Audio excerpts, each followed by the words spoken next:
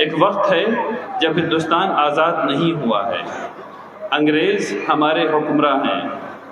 ہندوستان میں تمام لوگ، چاہے وہ مسلمان ہوں، چاہے وہ ہندو ہوں، سکھ ہوں، عیسائی ہوں، بہت بڑا طبقہ ان تمام لوگوں کا انگریزوں سے لڑ رہا ہے آزادی کے لیے، اور ایک بہت بڑا طبقہ ہم سب لوگوں میں نہیں چاہ رہا ہے کہ انگریزوں سے آزادی مل جائے۔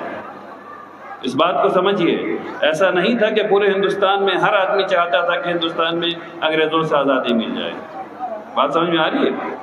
لیکن جو چاہنے والے تھے، جو مرنے والے تھے، جو بھگت سنگھ ٹائپ لوگ تھے، ان لوگوں نے خوب محنت کی اور آزادی ملی۔ آزادی جب ملی، جس دم ملی، اس دم ہندوستان میں 568 ریاستیں تھیں۔ اس کا مطلب ہے کہ ہندوستان میں 568 جھنڈے تھے، 568 قانون تھا مختلف علاقے کا، جہاں جہاں جو راجا وہاں وہاں وہ قانون۔ بات سب کی سمجھ میں آ رہی ہے؟ اس کے علاوہ ٹرائبلز ہیں، اس کے علاوہ شیڈیولڈ کاسٹ ہیں، شیڈیولڈ ٹرائبز ہیں۔ ان تمام لوگوں کو اب جو کام ہاتھ میں آیا ہے، ہمارے ان لوگوں کے جن لوگوں نے آزادی دلائی اور اس کے بعد ایم پی بنے، ان کے ہاتھ میں جو کام آیا ہے وہ یہ آیا ہے کہ 568 ریاستوں کو جوڑ کر کے ایک بھارت بنایا جائے۔ ٹھیک ہے نا؟ اب اس کے اندر بات چلی، اور اس میں بات چلی کہ بھائی قانون کون سا لایا جائے گا؟ تو ایسا قانون بنایا جائے جس میں ہر قسم کے لوگ رہ سکیں۔ تو یہ والا قانون بنایا گیا۔ اس قانون میں دفعیں ایسی رکھی گئی جس سے ہر مذہب کے لوگ، چاہے وہ میجورٹی میں ہوں چاہے وہ مائنورٹی میں ہوں، اپنے اپنے قانون کے ساتھ زندہ رہ سکیں۔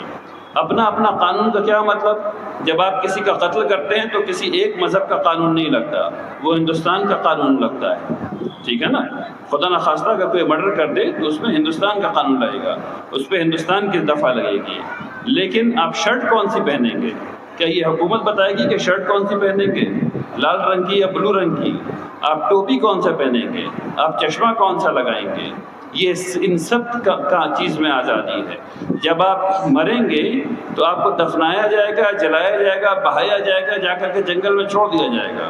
کیا کیا جائے گا یہ حکومت نہیں بتا سکتی۔ اس کے لیے آرٹیکل 29 بنا دیا گیا۔ آرٹیکل 29 یہ کہتا ہے، آرٹیکل 29 کانسٹیٹیوشن کا، دستور کا، یہ کہتا ہے کہ تمام لوگوں کو اپنے کلچر کو بچانے کی، بڑھانے کی، پروموٹ کرنے کی پوری اجازت ہے۔ یہ وہ چیز ہے جو ہم لوگوں کو سمجھ میں آج کل تھوڑی کم آ رہی ہے۔ کل بھی میں نے یہ مثال دی، آج پھر یہ مثال دیتا ہوں۔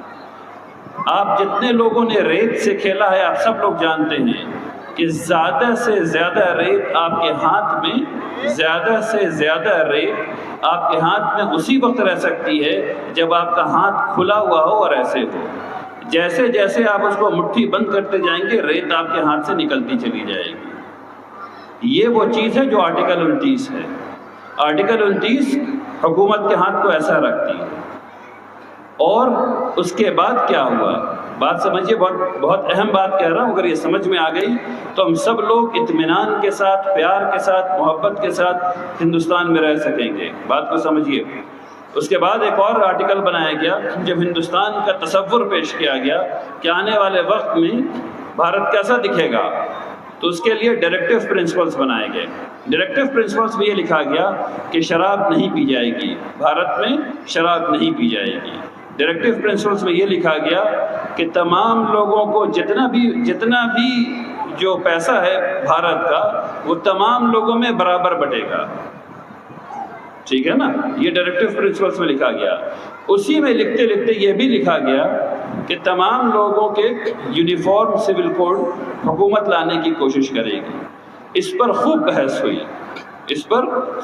ہوئی، تو ڈاکٹر امبیڈکر نے یہ کہا، ایم پی تیار نہیں تھے اس کے لیے، خوب بحث ہوئی، تو ڈاکٹر امبیڈکر نے اس میں لکھا کہ بھائی، ہم تو صرف حکومت کو یہ حق دے رہے ہیں کہ حکومت یہ کر سکے، ہم صرف حکومت کو یہ حق دے رہے ہیں۔ کوئی بھی پارلیمنٹیرین دماغ سے اتنا خالی تھوڑی ہے کہ کوئی ایسا لا لے آئے گا، پرسنل لا سے چھیڑ چھاڑ کر دے گا جس سے بھارت میں رہنے والوں کے دل دکھ جائیں اور وہ الگ الگ چیز مانگنے لگیں. یہ ڈاکٹر امبیڈکر نے کہا تھا. حالانکہ ان کی دلیل میں یہ کہہ سکتا ہوں کہ غلط ہے. انہوں نے اس آرٹیکل کو بنانے کے لیے جو دلیل دی وہ یہ دی کہ ملک اس وقت مضبوط ہوگا جب اس میں اس آرٹیکل کے ذریعے ایکوالٹی ہوگی اور جسٹس ہوگا. یعنی یونیفارم سول کوڈ کو لگانے سے ایکوالٹی ہوگی اور جسٹس ہوگا.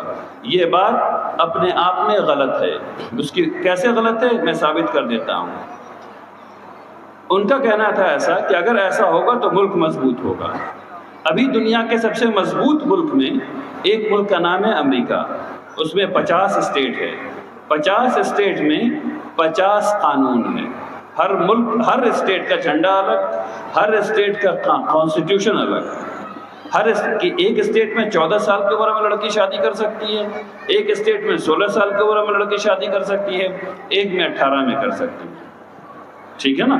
اس کے باوجود وہ ملک دنیا کے سب سے مضبوط ملک میں ہے. آج سب سے زیادہ ریسرچ پروڈکٹ وہی سے آتا ہے. ٹھیک ہے نا؟ اس میں کوئی نا اتفاقی تو نہیں ہے نا. اور وہ اتنے ڈھیر سارے کانسٹیٹیوشن کے باوجود صرف پرسنل لا نہیں، وہ کیسے چلے گا، اس کی اکانومی کیسے کام کرے گی، اس کا دوسرے اسٹیٹ سے معاہدہ کیسے ہوگا. میں آپ کو یہ مثال دے دوں کہ وہاں کچھ اسٹیٹ ایسے ہیں کہ وہاں اس اسٹیٹ سے اس اسٹیٹ میں اگر سیب آپ لے کر کے آ رہے ہیں تو سیب نہیں لا سکتے. ایک ہی ملک میں اگر آپ اسٹیٹ کراس کر رہے ہیں اور آپ کے جھولی میں سیب ہے تو آپ سیب نہیں لا سکتے اس اسٹیٹ سے اس اسٹیٹ میں. ٹھیک ہے نا؟ ان سب کے باوجود دنیا کا سب سے مضبوط ترین ملک میں سے ایک ہے. تو یہ بات غلط ہے کہ اگر آپ پرسنل لا سے چھیڑ چھاڑ کریں گے تو ملک مضبوط ہوگا. اس کا الٹا ہوگا. اس کا الٹا ضرور ہوگا. تھوڑے دیر کے لیے سوچئے، اگر